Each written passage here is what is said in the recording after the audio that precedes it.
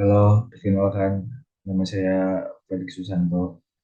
Saya dengan NIM 25210 297. Hari ini saya akan membahas tentang tugas hukum pidana saya, tugas UTS yang dibimbing oleh Bapak dosen Bapak Dr. Heri Firmansyah.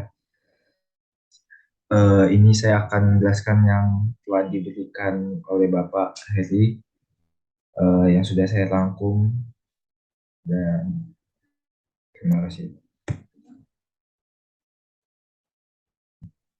Eh, jadi ada beberapa pembahasan yang akan saya bahas di sini. Yang pertama itu pengertian ilmu hukum pidana, yang kedua sumber hukum pidana, yang ketiga asas-asas hukum pidana, yang keempat teori hukum pidana, yang kelima fungsi hukum pidana, yang keenam jenis-jenis hukum pidana, yang ketujuh tujuan hukum pidana, yang kedelapan tujuan hukum pidana, yang kesembilan jenis hukum pidana. Jadi yang pertama itu pengertian ilmu hukum pidana. Jadi pengertian ilmu hukum pidana itu berasal, objek dari ilmu hukum pidana itu bukan hanya het gelden recht atau hukum yang sedang berlaku, atau juga biasa disebut sebagai ius constitutum, melainkan juga het wordenden recht atau hukum yang akan dibentuk, atau juga yang disebut sebagai ius constitutum. Sementara itu, Prof.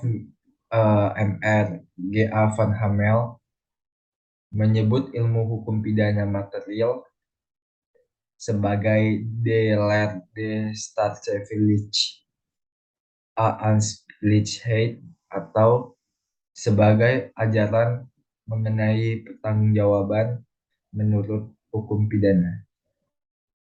Lebih lanjut, menurut Hamel, ilmu hukum pidana merupakan suatu ilmu pengetahuan hukum yang melihat seluruh permasalahan di dalam hukum pidana menurut ilmu pengetahuan hukum.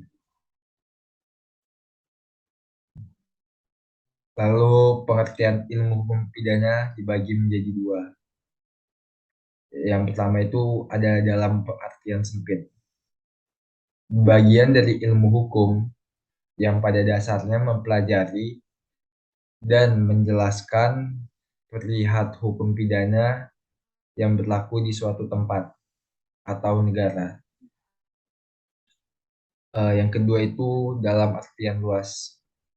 Dalam artian luas ini tidak terfokus pada norma yang dilanggar saja, tetapi juga membahas mengapa terjadi pelanggaran atas norma-norma tersebut dan bagaimana upaya agar norma itu tidak dilanggar, dan mengkaji serta membentuk hukum pidana yang dicita-citakan.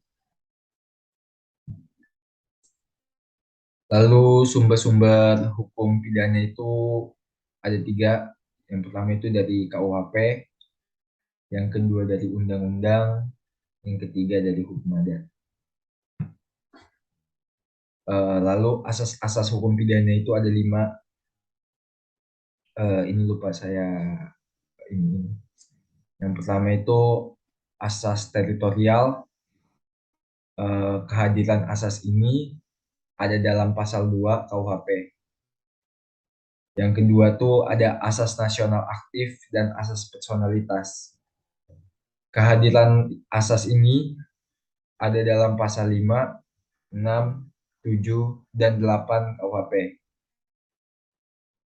Yang ketiga itu ada asas nasional pasif atau asas perlindungan. Kehadiran asas ini ditemukan dalam pasal 4 KUHP dan diperluas dalam pasal 8 KUHP. Yang keempat, ada asas persamaan atau asas universal. Kehadiran asas ini ditemukan dalam pasal 14 angka 2 dan angka 4 KUHP.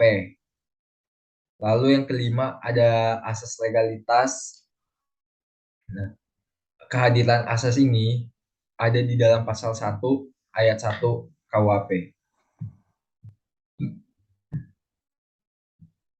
Lalu ini ada teori hukum pidana. Yang pertama itu teori gabungan atau teori modern, menyatakan bahwa tujuan pemidanaan bersifat plural karena tergabung antara prinsip relatif dan absolut sebagai satu kesatuan. Teori ini mengandung karakter pembalasan. Pemidanaan dilihat sebagai suatu kritik dalam menjawab tindakan yang salah. Lalu yang kedua ada teori pemidanaan.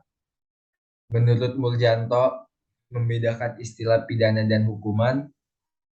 Beliau tidak setuju terhadap istilah-istilah konvensional yang menentukan istilah bahwa istilah hukuman berasal dari kata straf dan istilah dihukum berasal dari perkataan Wortgestraf. Lalu eh, yang ketiga ada teori absolut atau retribus. Menurut teori ini, pidana dijatuhkan semata-mata karena orang yang telah melakukan suatu tindak pidana atau kejahatan. Bis itu lalu ada menurut Immanuel Kant, memandang pidana sebagai kategoris imperatif, yakni seseorang harus dipidana oleh hakim karena telah melakukan kejahatan, sehingga pidana menunjukkan sesuatu tuntutan keadilan. Tuntutan keadilan yang sifatnya absolut ini terlihat pada pendapat Immanuel Kant di dalam bukunya Philosophy of Law. Lalu fungsi hukum pidana ada dua. Yang pertama itu fungsi preventif atau pencegahan. Fungsinya itu untuk menakut-nakuti setiap orang agar tidak melakukan perbuatan pidana.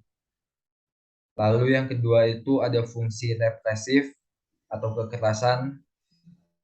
Fungsinya untuk mendidik orang yang telah melakukan perbuatan pidana agar menjadi orang yang lebih baik dan dapat diterima kembali oleh masyarakat.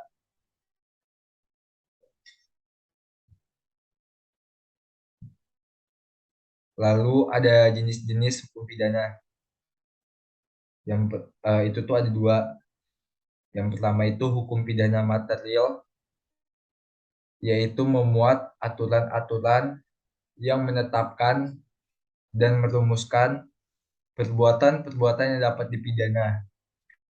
Aturan-aturan yang memuat syarat-syarat untuk dapat menjatuhkan pidana dan ketentuan mengenai pidana. Hukum pidana material diatur dalam KUHP. Lalu yang kedua ada hukum pidana formil, yaitu mengatur bagaimana negara dengan perantaraan alat perlengkapan melaksanakan haknya untuk mengenakan pidana. Hukum pidana formil bisa juga disebut hukum acara pidana yang dimuat dalam UU Nomor 8 Tahun 1981 tentang Kitab Undang-Undang Hukum Acara Pidana atau KUHAP. Lalu ada tujuan hukum pidana. Yang pertama itu ada dua. Yang pertama itu klasik.